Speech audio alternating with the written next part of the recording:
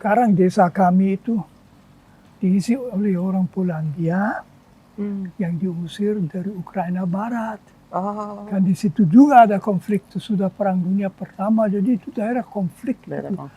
Saya ada luka kecil, teman-teman lain di mobil sedikit luka kecil dari kaca yang menempar. Tapi di dalam Islam Yesus kan amat sangat dihormati.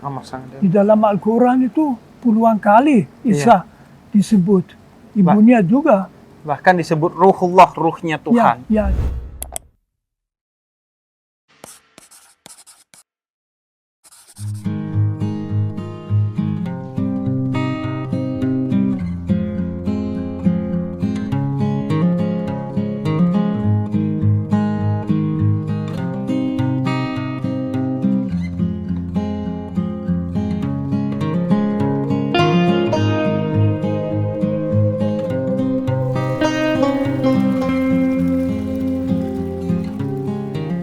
Romo Magnis kelahiran berarti di Jerman, Romo ya? Saya lahir di Jerman 86 tahun yang lalu. Ya. Yang sekarang kemudian menjadi daerah Polandia ya? Itu Jerman sesudah saya di Silesia. Silesia termasuk Prusia, itu salah satu negara bagian besar di Jerman. Dan sesudah Perang Dunia Kedua, sebagai hukuman karena Jerman yang menjalankan perang itu, 1/5 wilayah Jerman dari sungai Oder Neisse ke timur diberikan kepada Polandia dan sebagian bahkan ke Uni Soviet. Misalnya Königsberg, tempatnya Kant, sekarang namanya Kaliningrad, dan termasuk Rusia. Dan orang Jerman diusir semua, sekitar 12 juta orang, termasuk kami. Ya udah.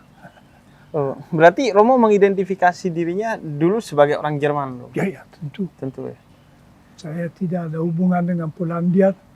Sekarang desa kami itu diisi oleh orang Polandia yang diusir dari Ukraina Barat.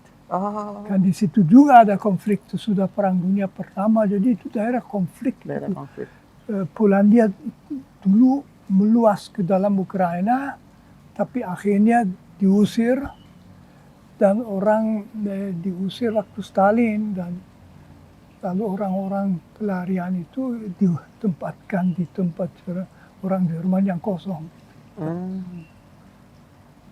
Berarti jangan Romo bikin perang ya. Merasakan itu, Romo, kondisi konflik itu, Romo? Saya merasakan, saya anak kecil, tapi karena saya juga mengalami akhir perang di Cekoslowakia Barat, itu daerah yang dihuni oleh orang Jerman, namanya Sudeten. Di situ kakek saya punya kastel. Di situ saya mengalami ditembaki meriam Amerika selama 3 hari di dalam basement.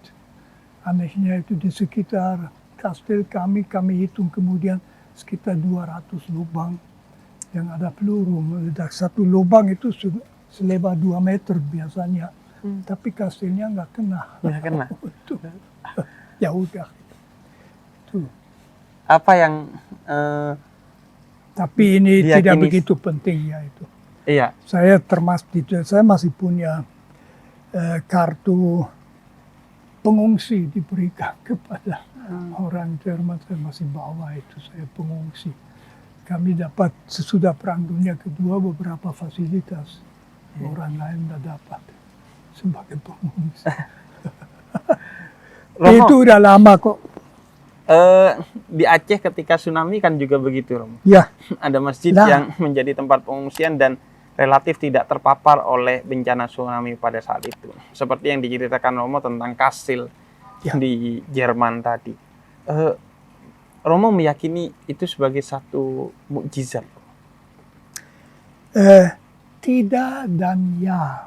Oke. Tidak.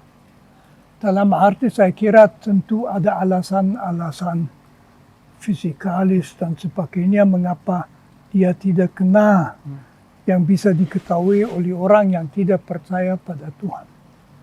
Tetapi saya melihat di dalam peristiwa-peristiwa alam tentu tangan Tuhan. Saya ada contoh lain itu. Saya pernah membawa mobil VW Kombi dengan 7 mahasiswa kami. Kami naik gunung Papandayan, Cikorai di dekat Garut itu, nginep di tenda dan sebagainya. Nah, saya sudah agak ngantuk sedikit. Waktu belum masuk Bandung, saya ketiduran dan tabrak frontal dengan bis Aladdin. Kata mereka, saya tidak punya ingatan bahwa di detik terakhir saya masih lempar setir ke kiri. Nah, VW kombi nggak ada apa-apa di depan. Stang setir patah. Pintu di situ seperti harmonika begini. Iya, langsung reog. Saya ada luka kecil. Teman-teman lain di mobil sedikit luka kecil dari kaca yang melempar. Selain itu tidak apa. Saya berpendapat kami kena sekitar 40 cm sebelah kanan bis Aladdin, sebelah kanan mobil saya. Saya duduk di sebelah kanan sebagai sopir. Saya meyakini di situ tangan Tuhan ada di antaranya. Tentu saja kalau itu dipotret dengan rinci, bisa ditunjuk mengapa stang itu hancur, pintu itu hancur semua dari logam. Saya tidak hancur, tapi saya melihat tangan Tuhan itu sama saja. Saya yakin Tuhan bekerja dengan cara itu. Dengan tangannya. Karena itu saya juga berdoa pada Tuhan. Tuhan itu bisa bekerja melalui penyebab-penyebab alami. Tidak perlu ya sebentar campur tangan, alam gak berlaku, Tuhan campur. Tetapi dia memakai itu di dalam. Kan Tuhan itu transenden. Transenden itu berarti Tuhan tidak sama sekali dengan ciptaannya, tetapi di seluruh ciptaan dia ada. Saya kira Islam itu sama itu. Iya, termanifestasi pada diri kita. Ya, kita mulai saja gimana. Oke. Romo, tadi juga Romo tegaskan jangan berperang. Ya. Romo sebagai orang yang merasakan itu, apa pesan untuk dunia yang sekarang sedang diancam perang? Saya berpendapat bahwa lebih daripada yang terjadi sampai sekarang, pemakaian perang untuk alasan apapun harus secara internasional diharamkan. Tentu itu sangat mencolok dalam serangan Rusia terhadap Ukraina, betul-betul sangat mengherankan. Invasi Amerika Serikat di Irak, campur tangan di Libya,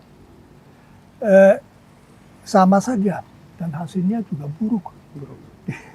Di dua negara itu, jadi itu harus diharamkan. 100 tahun yang lalu, waktu Perang Dunia Pertama, perang masih dianggap sebagai sesuatu yang bagus bagi bangsa. Di Perang Dunia Pertama, ada pastor-pastor yang memberkati senjata yang akan dibawa ke dalam perang. Dibawa orang Jerman untuk membunuh orang Prancis. Ya. Sekarang itu tidak ada. Gereja Katolik sudah sadar itu tidak boleh terjadi. Dan tentu orang Jerman juga bertanya mengapa saya sebagai orang Jerman harus membunuh orang Prancis yang gak ada masalah dengan saya. Di Stalingrad terjadi sesuatu. Stalingrad itu kekalahan besar pertama di Perang Dunia Kedua Jerman dari Rusia.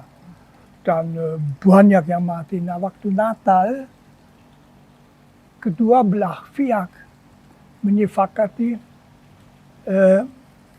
gencatan senjata, saya lupa apa 1 jam atau 2 jam, lalu mereka bersama-sama merayakan Natal. Kemudian minggir dan saling membunuh. Nggak masuk akal itu. Iya.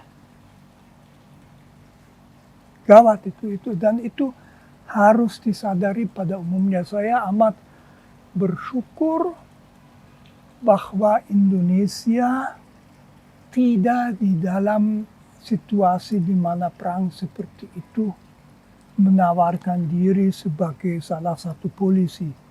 Kita syukur tidak memerlukannya, kita tidak diancam, kita tidak mengancam siapapun, yaitu.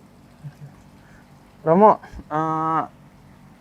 sebagai orang yang keturunan Jerman dan saya juga seorang keturunan Arab, bagaimana Romo Magnis mencintai Indonesia?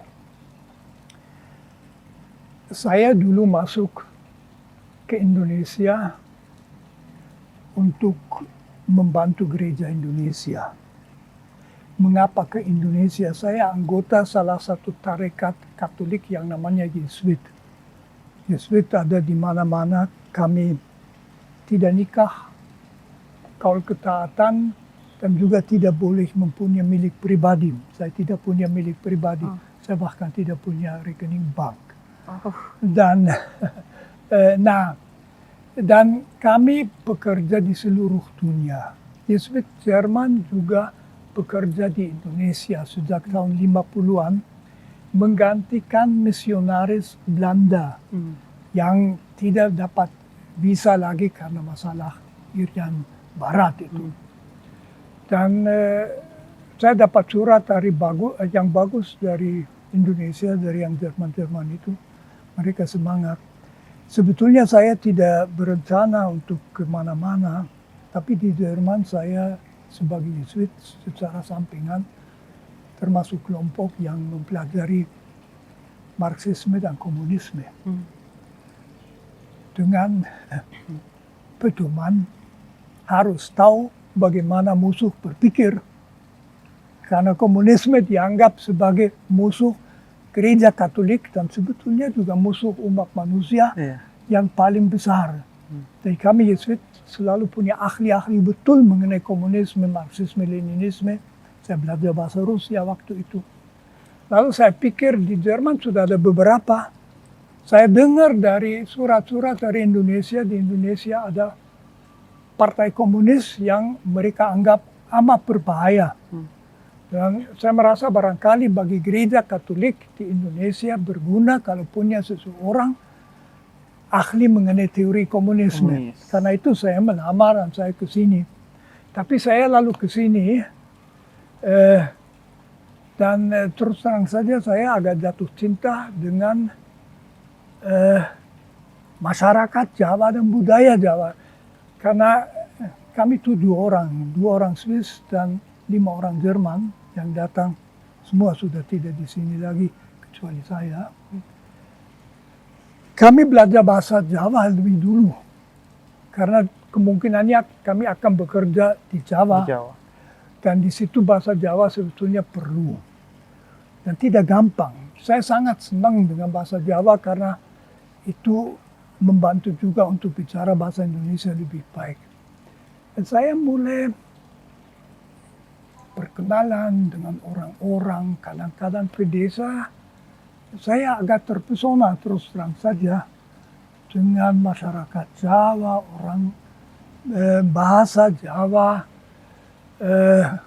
Kemudian saya juga mempelajari, katakan saja filsafat Jawa. Saya akhirnya menulis buku mengenai etika Jawa yang saya tulis dengan semangat karena saya terpesona, fascinated dengan itu. Tentu di Jawa tidak semuanya sempurna, Jawa juga ada bajingan di mana-mana.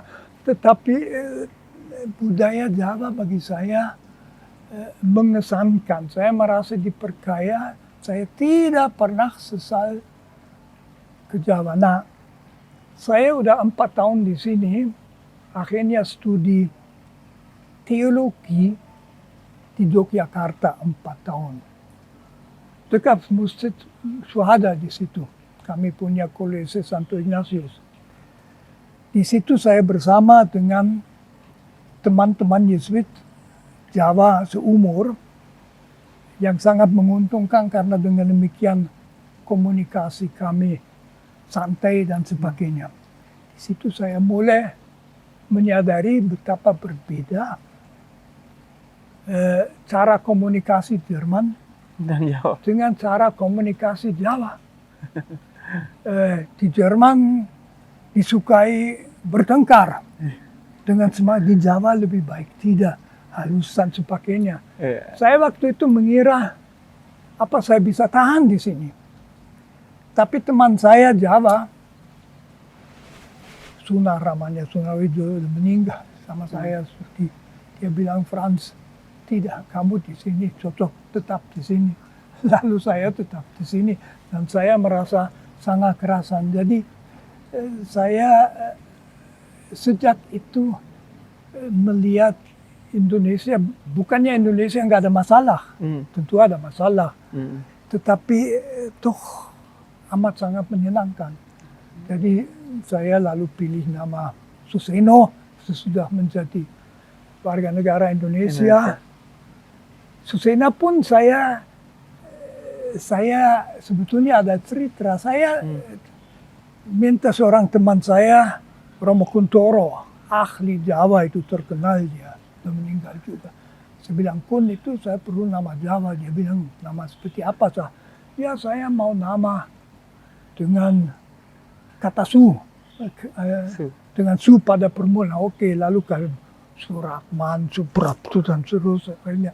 Suseno. Suseno pun dia bagus. Saya mau pilih Suseno. Saya tanya cocok apa enggak. Dia bilang cocok.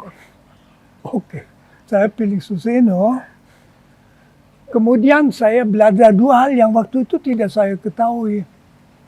Seno itu dari bahasa Sanskrit berarti perang, jihad. Sebetulnya jihad.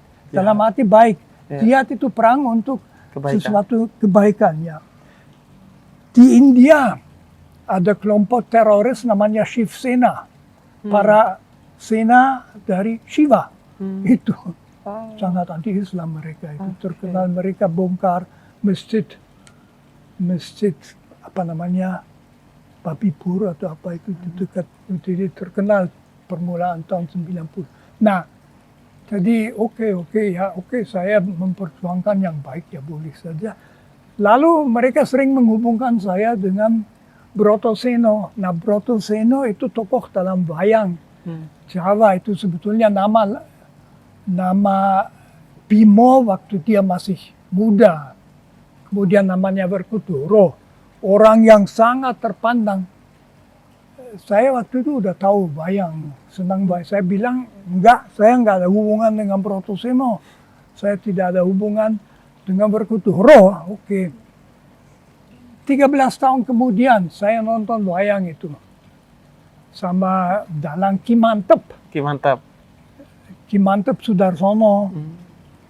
Lah dia bilang, ucapkan nama panjang. Nah, wayang saya bilang waktu itu Karno. Saya kok merasa tertarik pada Karno. Agak problematis Karno, tapi oke. Lah Ki Mantep nih.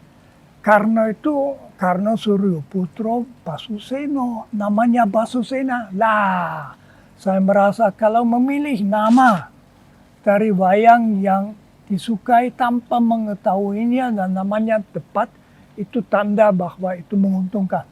Ya toh? Iya. Andai kata saya sudah tahu ya tidak, tapi saya tidak tahu. Tahu-tahu saya pilih nama dari wayang yang saya sukai dari Karno. Ternyata dia Suseno juga.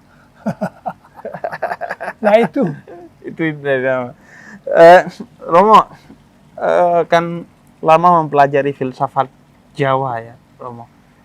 Nah, yang sering sekarang masih orang sulit memahami dan merangkai, apalagi menyatukannya, adalah dua eksistensi, agama dan budaya. Orang masih, baik di Islam, saya rasa juga di berbagai agama termasuk Katolik, masih gagap untuk berbudaya dengan tetap beragama dan beragama dengan tetap berbudaya. Ya, saya melihat itu sebetulnya dalam hubungan antara, ya agama saya kan Katolik. Dalam arti tertentu ya mirip dengan Islam. Suatu agama yang jelas dengan ajaran yang tidak dikembangkan dari budaya, tetapi dari wahyu. kita yakini dari wahyu yang kita percaya itu diberitahukan oleh Tuhan. Tetapi kami memang di Katolik juga mengalami perkembangan dalam pengertian. Dulu kami sangat eksklusif. Dulu pernah ada patokan dalam bahasa Latin, extra ecclesiam nulla salus, diterjemahkan di luar gereja tidak ada keselamatan. Itu sudah lama dirasakan, sepertinya nggak masuk akal. Misionaris kami melihat masa orang Hindu, masa orang Islam, masa orang Cina yang sama sekali tidak mau dibaptis dan juga tidak punya alasan mengapa mau dibaptis.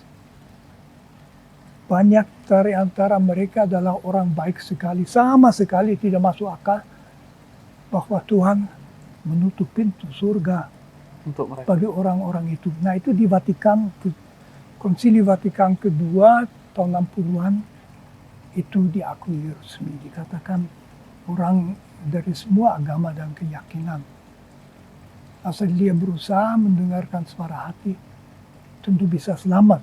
Khususnya di situ juga dipuji Islam. Dikatakan juga di agama lain pun ada istilahnya yang benar dan suci. Benar ya benar, suci berarti dari Allah. Paus Fransiskus, bukan. Johannes Paulus II menulis sangat resmi bahwa roh Allah tentu ada juga di luar gereja. Jadi, nah itu berarti di mana-mana sebetulnya bisa menemukan Tuhan. Itu bukan relativisme. Saya yakin mengenai Yesus. Saya juga agak yakin karena Islam tentu tidak melihat Yesus sebagai Tuhan. Dan Islam tidak melihat Yesus sebagai Tuhan karena takut nanti Tuhan tidak lagi Tuhan betul kalau seorang manusia. Tapi di dalam Islam Yesus kan amat sangat dihormati. Di dalam Al-Quran itu puluhan kali Isa disebut. Ibunya juga. Bahkan disebut Ruhullah, ruhnya Tuhan. Ya, jadi itu semua tentu terbuka pada. Nah, kembali kepada Jawa.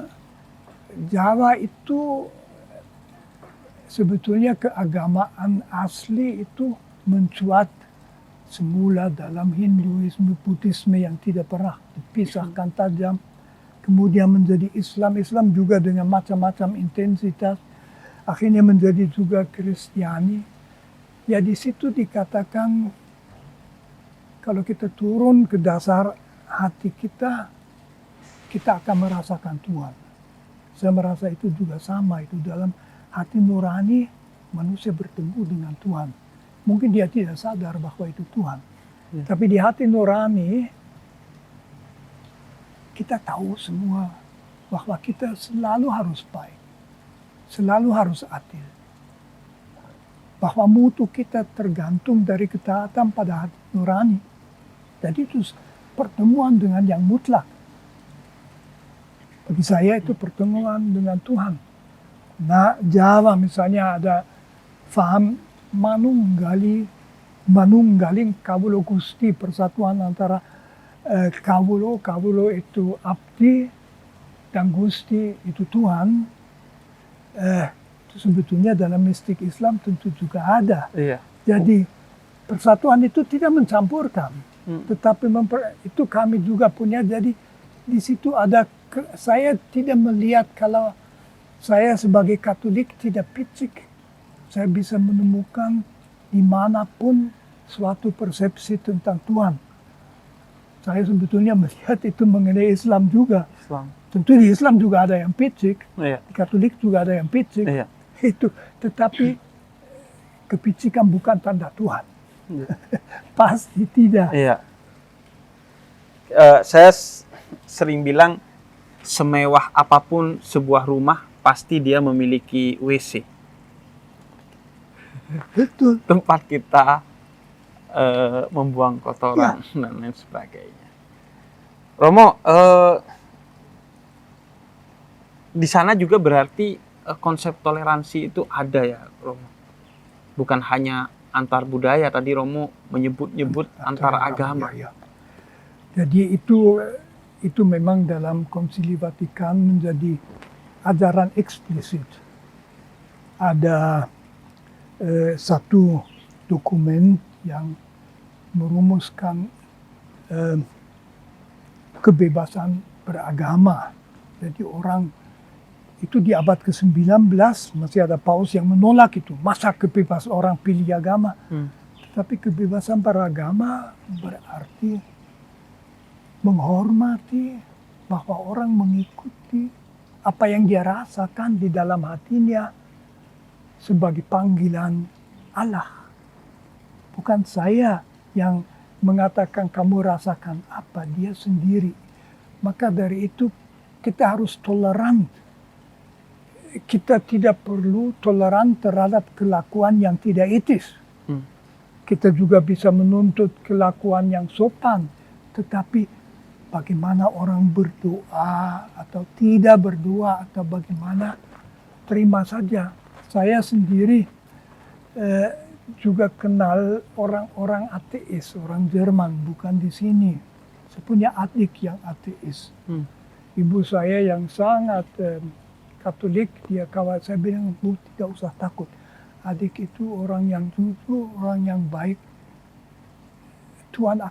Dia akan menemukan Tuhan mungkin baru dalam kematian mengalami surprise besar yang bagus itu. Jadi dalam arti ini betul-betul kita harus toleran. Sekali lagi toleransi tidak berarti sama pendapat, tetapi kan juga pendapat mengenai agama kita. Agama itu, Kristianitas adalah wahyu. Diberitahukan oleh Allah. Dalam Islam, sejauh saya tahu persis sama. Al-Quran tidak ditulis oleh Nabi Muhammad, yang katanya malah nggak bisa menulis. Umi. Tetapi diturunkan kepadanya. Akan tetapi yang menerimanya dan mengerti dan tidak mengerti dan mengartikan itu kita manusia dengan segala macam prasangka, keterbatasan dan sebagainya, sehingga kiranya kita tidak pernah menangkap seluruh kekayaan wahyu yang diturunkan oleh yang ilahi. Karena kita sudah pakai segala macam pembatasan dan kaca yang mengganti warna daripada itu. Misalnya atas kebenaran gereja lalu diberi ruang untuk ekspresi kebencian pada agama lain dan sebagainya. Yang jelas dalam Injil tidak ada, tapi kalau mau dibaca ya bisa ditemukan. Jadi wahyu itu mengajak kita untuk yang terbuka. Akhirnya saya tentu berpendapat, itu ada kalimat Yesus. Yesus mengatakan, jangan menghakimi supaya kamu tidak dihakimi.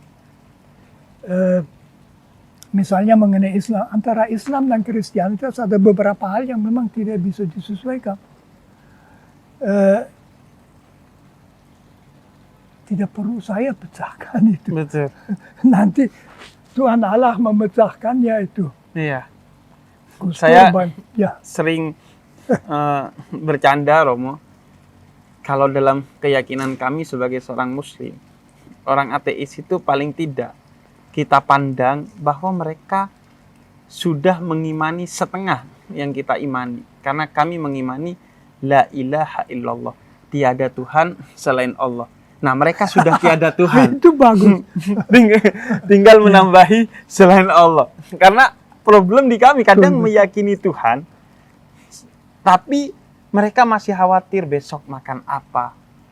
Mereka masih mengharus utamakan yang selain Tuhan. Itu juga sama problemnya. Nah, itu mungkin juga mengatakan itu tentu berlaku bagi kami juga. Banyak orang ateis menolak agama karena mereka kecewa dengan agama. Mereka merasa sangat yang buruk. Jadi yang dalam agama disebut oleh orang beragama disebut Tuhan, belum tentu Tuhan. Dan mereka yang tidak percaya melihat itu, masa seperti itu. Tuhan. Dan karena itu mereka jadi ateis. Iya. Mereka melihat penyelewengan dalam gereja dan sebagainya. Buat apa saya harus ke Tuhan melalui gereja itu, macam itu. Saya diajarkan satu kisah dari Ibrahim, Romo, dalam tradisi Islam. Itu pernah seorang ateis datang kepada Ibrahim untuk meminta makan. Kemudian Ibrahim tidak memberinya karena dia seorang ateis. Kemudian kata Ibrahim, kalau kamu menyembah Tuhan, nanti akan saya beri. Orang ini sudah umur 70 tahun. Akhirnya dia tidak mau, dia pergi. Ditegur Ibrahim oleh Tuhan. Wahai Ibrahim, orang itu berumur sampai 70 tahun karena setiap hari saya kasih makan sebagai orang yang tidak bertuhan. Kadang kelakuan kita yang mengatasnamakan Tuhan itu tidak sesuai. Ya, itu khas dan sebetulnya itu masih di tingkat kalau saya menjadi fan klub sepak bola tertentu, yang fan-fan lain itu harus dinista dan sebagainya. Fanatisme. Itu Tuhan tidak suka itu. Romo, yang juga memukau dari Romo Magnis adalah seorang guru besar di bidang filsafat. Menghabiskan waktu puluhan tahun, bahkan mungkin seumur hidup untuk filsafat. Apa yang bisa kami pelajari tentang secara mungkin sederhana, apa itu filsafat? Mungkin begini ya, saya memang kemudian disuruh mendalami filsafat, jadi doktor filsafat, jadi dosen filsafat, jadi profesional filsafat. Tapi dalam gereja Katolik, berbeda dengan kebanyakan gereja Protestan. Semua calon pastor harus belajar sekurang-kurangnya 2 tahun filsafat. Bukan supaya mereka menjadi ahli filsafat, melainkan supaya mereka punya suatu wawasan teoritis, paham mengenai manusia, mengenai etika, pengertian-pengertian tentang Tuhan, tentang alam raya, supaya kemudian bisa memberikan pelayanan pada umat. Jadi filsafat memperluas wawasan, pengertian, dan barangkali juga membuat kita menjadi lebih terbuka. Filsafat juga membantu saya untuk membaca kitab suci saya. Nah, filsafat kan mengalami suatu perkembangan. Filsafat pertama muncul di Asia Timur. Dan di situ sebetulnya bersatu dengan agama, pemikiran dan renungan Sang Buddha, Hinduisme, Konghucu, Lao Tzu, dan banyak orang ikut. Filsafat dalam arti ilmu muncul anehnya di Yunani.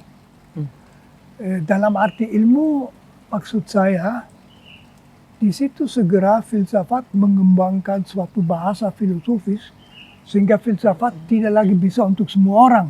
Iya. Seperti Buddhisme bisa untuk semua orang menjadi agama, tapi filsafat ya harus tahu istilah-istilah. Filosof bertengkar dengan filosof, tidak dengan orang lain. Nah, filsafat semula mencari kebijaksanaan, membantu orang supaya tidak tertipu oleh segala macam pemikiran yang tidak aneh. Nah, Yunani bagi saya sedikit suatu mukjizat. Platon, Aristoteles, yang lain-lain.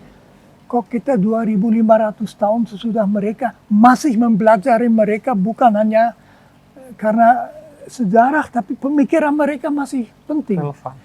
Namun terjadi sesuatu, yaitu ada seorang Abraham.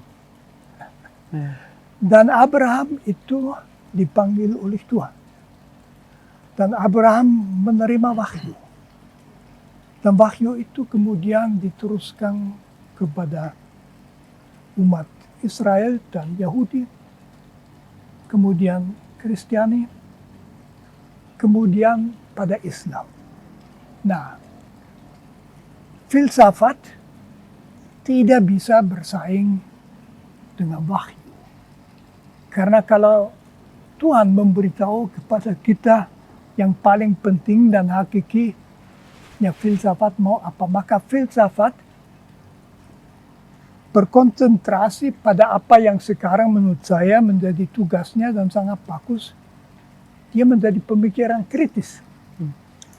Jadi filsafat sejak semula sudah mau menolak pemikiran yang salah, jadi kritis. Dengan agama-agama wahyu, misalnya di Eropa Kristianitas, ya filsafat tidak dipakai untuk menjelaskan apakah kebijaksanaan hidup, tetapi diperlukan untuk menghindari pemikiran yang keliru, baik dalam filsafat maupun dalam teologi, jadi dalam agama. Dan akhirnya dalam masa pencerahan, filsafat resmi menjadi kritis. Misalnya Immanuel Kant, yang saya anggap filosof mungkin paling berpengaruh di modernitas. Ya, 3 buku terpenting namanya Kritik der reinen Vernunft, der praktischen Vernunft, dan der Anschauungskraft, jadi epistemologi, etika, dan ya tidak apa-apa. Nah, sejak itu filsafat mengkritik. Saya mengatakan filsafat itu tugasnya mengkritik non-truth, post-truth, half-truth, dan sebagainya. Dan itu diperlukan juga oleh agama sekarang. Jadi filsafat membongkar pemikiran yang mau membawa sesat manusia. Ini saya anggap sangat penting. Itu juga menurut saya penting sedikit dipelajari oleh calon pastor Katolik misalnya. Bukan mereka tidak menjadi ahli filosof, tetapi itu karena itu saya misalnya selalu berpendapat untuk Islam filsafat itu penting, dan Islam pernah membawa filsafat malah ke Eropa itu. Melalui dari Yunani. Ya. Romo, tapi tadi Romo sempat singgung bahwa filsafat itu dulu tentang kebijaksanaan. Kemudian Yunani membuat itu dengan teori-teori tertentu yang kemudian menjadi agak elitis bagi sebagian orang. Sehingga tidak memahami dan tidak merasakan apa sih dampak filsafat bagi kehidupan saya sehari-hari. Mungkin Romo bisa cerita tentang dampak filsafat bagi kehidupan Romo sehari-hari. Saya memang mungkin merasa untuk kehidupan sehari-hari, bagi saya pribadi barangkali perlu, tapi filsafat saya lihat dalam kalangan akademis. Jadi filsafat sekarang itu dijalankan oleh orang yang menulis buku dan kebanyakan menjadi dosen, jadi pengajar, profesor di universitas. Nah, di universitas tentu ada banyak fakultas dan kebanyakan mempersiapkan orang untuk segala macam pekerjaan dalam masyarakat. Hanya filsafat sebetulnya satu-satunya pekerjaan adalah dosen filsafat. Gitu. Tetapi dia dalam kalangan ilmu lain merupakan bagi saya garam atau juga cabai. Jadi filsafat hadir di dalam segala usaha teoritis. Dia bisa mempertanyakan teknologi, dia bisa mempertanyakan anggapan-anggapan dalam ilmu kedokteran, masalah mengenai permulaan dan akhir hidup, mengenai hukum, masalah apa kita demokrasi dan sebagainya, itu syarat dengan filsafat filosof politis bisa membantu dan berpengaruh besar. Jadi mungkin memang dalam hidup sehari-hari orang biasa tidak langsung, tetapi di dalam dunia para pemikir profesional filsafat itu perlu. Dan mungkin yang paling sederhana adalah di era disinformasi seperti sekarang, Rom. Filsafat mengajarkan orang untuk mengetahui mana informasi yang harus mereka telan dan mana informasi yang harus mereka tolak, ya Rom. Romo, kemudian yang juga menarik dari Romo Magnis, tadi juga sempat disinggung, adalah concernnya kepada etika. Entah itu etika Jawa ataupun etika secara umum. Nah, kita sekarang dihadapkan pada kenyataan mengklaim punya etika sendiri-sendiri yang saling bertabrakan satu sama lain. Etika agama, etika universal, etika budaya, dan lain sebagainya. Atau kita berhadapan dengan satu kelompok masyarakat yang menganggap kita tidak perlu beretika. Atau paling tidak mereka tidak menjadi manusia yang etis. Nah, yang paling mendasar dulu, apa itu etika, Romo, dan bagaimana mencari titik temu sebagai satu benang merah di antara etika-etika yang ada. Bagi saya tentu kalau orang berpendapat tidak perlu etika, sangat problematis. Tetapi etika kan adalah refleksi atas kesadaran moral. Kesadaran moral saya bedakan dalam bahasa Indonesia itu menguntungkan karena ada dua kata yang dalam bahasa Jerman dan Barat tidak tersedia, yaitu hati nurani dan suara hati. Di Jerman itu Gewissen, Conscience, tapi tidak sama. Hati nurani berarti dalam situasi tertentu kita secara spontan tahu apa yang seharusnya kita lakukan atau yang seharusnya tidak kita lakukan. Meskipun belum tentu kita taati. Karena kita itu kadang-kadang yang bisa dicuri terlalu enak. Meskipun tahu bahwa seharusnya tidak. Nah, yang terjadi di dalam suara hati itu, dalam situasi di mana kita berhadapan dengan pilihan berbuat sesuatu atau tidak berbuat, berakar dalam hati nurani. Hati nurani adalah kesadaran bahwa kita tidak pernah boleh memilih yang jahat, yang tidak adil, yang membuat orang menderita tanpa alasan. Kita selalu harus memilih yang baik, ya yang adil, yang jujur, dan bahwa itu sebetulnya menentukan juga mutu kita sendiri. Nah, masalahnya adalah tentang apa yang dalam situasi konkret itu adalah adil dan tidak adil, bisa ada perbedaan pendapat. Karena itu masuk refleksi teoritis, filsafat moral atau etika yang mempertanyakan apa itu adil. Misalnya mengenai keadilan ada sekian banyak teori. Misalnya Rawls, misalnya Habermas, misalnya banyak sekali. Aristoteles sudah punya, Platon sudah punya.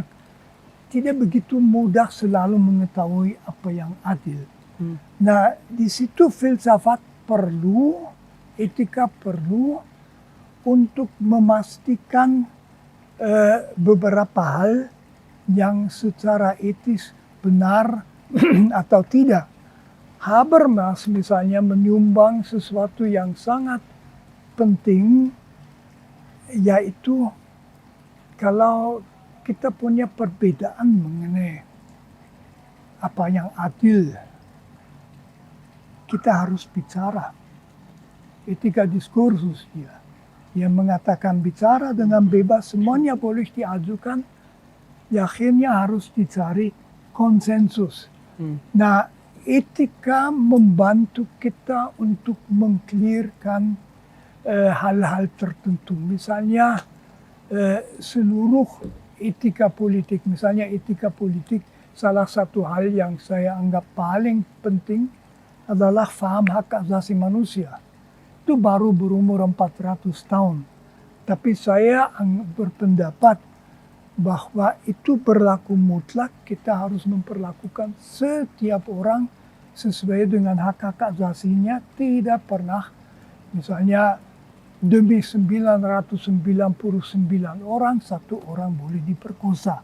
Hal seperti itu hasil etika. Jadi etika memikirkan masalah-masalah, memikirkan masalah dalam filsafat politik, otoritas terhadap persetujuan masyarakat yang bersangkutan. Dalam etika kedokteran, masalah kompleks yang dulu nggak ada pada permulaan hidup. Apa yang boleh bisa dibenarkan, apa yang tidak bisa dibenarkan. Pada akhir hidup, apa yang bisa dibenarkan, apa yang tidak dibenarkan. Sekarang muncul masalah yang dulu gereja Katolik misalnya ya gampang saja. Masalah LGBT. Yeah. Jadi masalah queer, kita tahu itu juga penuh emosi yang mendalam karena di situ perasaan spontan ikut. Gereja Katolik dulu sederhana, dia punya etika seksual yang mengatakan hubungan seks hanya dapat dibenarkan antara suami istri dalam perkawinan yang syah. Semua hubungan seks lain adalah istilah Katolik dosa besar yang bisa mendaratkan orang di neraka. Itu sekarang dipersoalkan, saya juga mempersoalkan. Saya misalnya bertanya, mengapa orang dengan orientasi homo, laki-laki meminati laki-laki, perempuan meminati perempuan, tidak boleh mengungkapkan kasihnya secara seksual. Ini pertanyaan etika itu didebatkan hebat di dalam gereja Katolik. Misalnya diperdebatkan apakah pasangan homoseks boleh diberi berkat di dalam gereja atau tidak. Hal seperti itu. Nah, itu hanya contoh.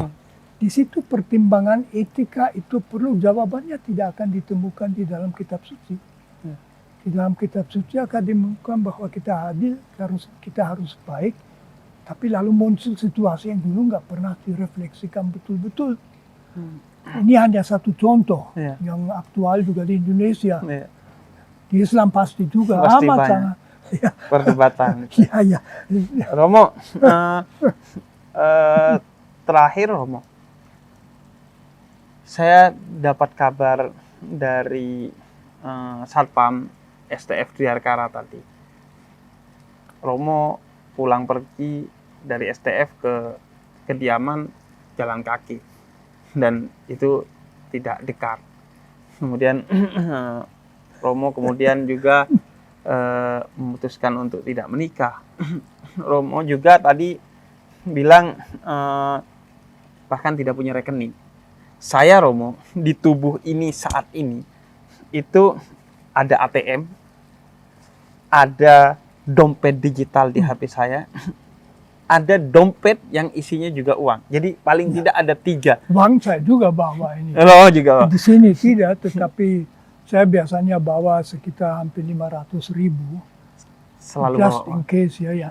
Karena saya mendapat seluruh kebutuhan dari komunitas saya. Jadi saya misalnya honor, dapat honor, Bepina dapat honor, Rp1.000.000 misalnya. Itu masuk kas komunitas saya.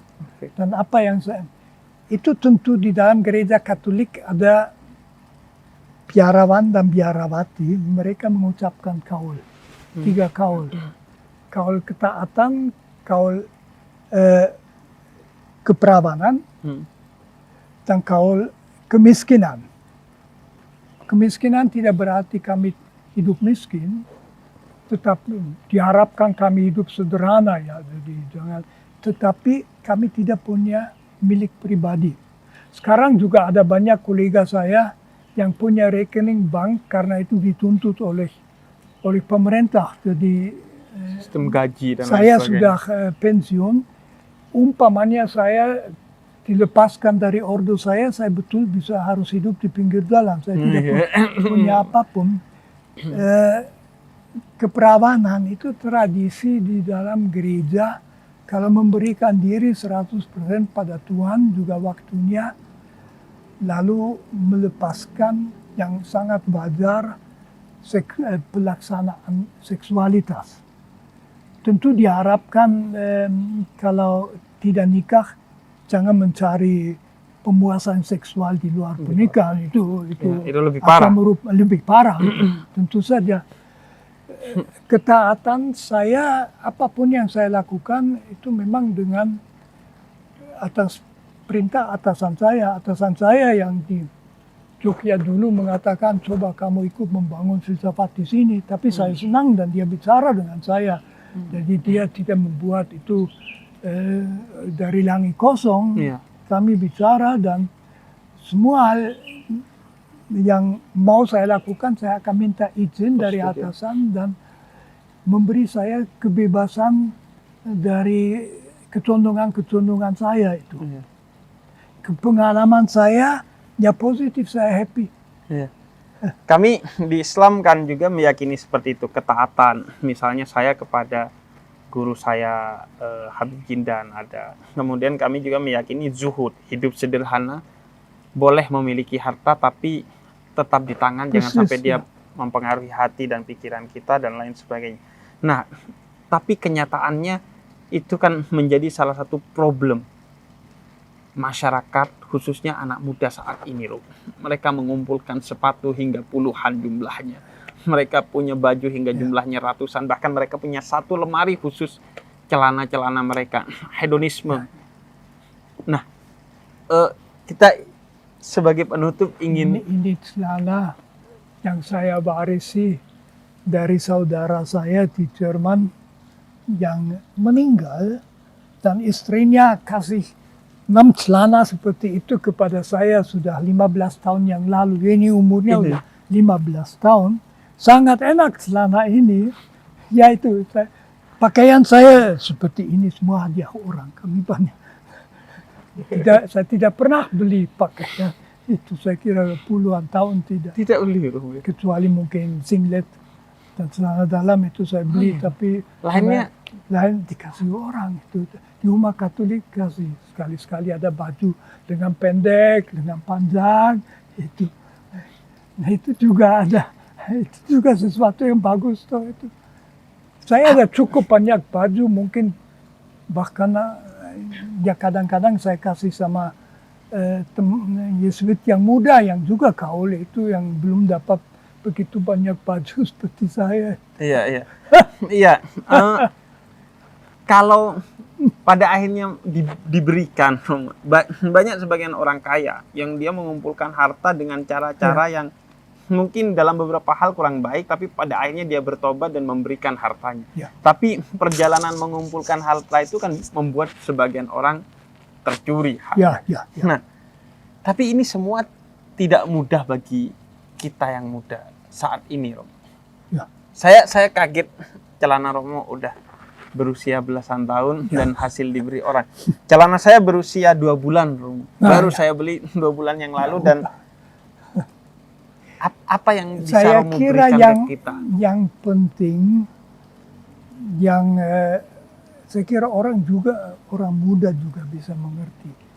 Dia harus melihat bahwa dalam masyarakat masih ada banyak orang yang masih kekurangan segala macam.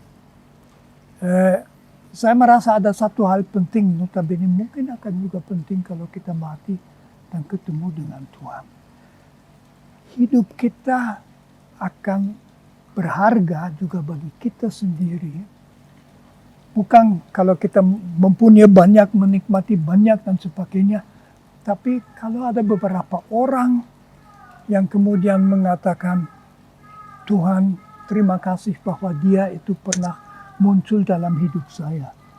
Jadi kalau ada beberapa orang yang berterima kasih bahwa kita itu ada, saya kira orang muda bisa merasakan ini. Karena justru itu dia lalu mungkin itu penuh dengan segala macam hal, belum tentu dia happy. Kami meyakini apa yang datang dari Nabi kami, khairun nas anfa'uhum linnas, sebaik-baiknya manusia, siapapun manusia itu, yang bermanfaat bagi manusia lain. Saya selalu membayangkan, yaitu imajinasi ya, kalau kita berhadapan Tuhan di pengadilan, bisa saja bahwa Tuhan itu ada di samping yang menarik-narik bajunya. Sebetulnya Tuhan tidak punya baju ya. Narik baju Tuhan bilang ada apa ya? Sebetulnya udah tahu ya. Ini pernah kasih minum saya. Oh iya ya. Yesus pernah mengatakan, siapa yang memberikan 1 gelas air kepada mereka itu tidak akan kehilangan ganjarannya. Jadi kebaikan kepada orang lain tidak hanya di pandangan Tuhan, mungkin di pandangan kita sendiri memberikan kepuasan. Karena toh akhirnya kalau kita mati nggak bisa bawa apa-apa. Tapi meninggalkan sedikit kegembiraan ya juga bagus. Dan memang pemberian tidak mesti apa yang ada pada kita berikan kepada orang lain ya. Dengan kita hidup sederhana, artinya kita memberi peluang bagi orang lain untuk mengambil sisa yang tidak kita ambil ya. Terima kasih Romo Magnis. Terima kasih juga.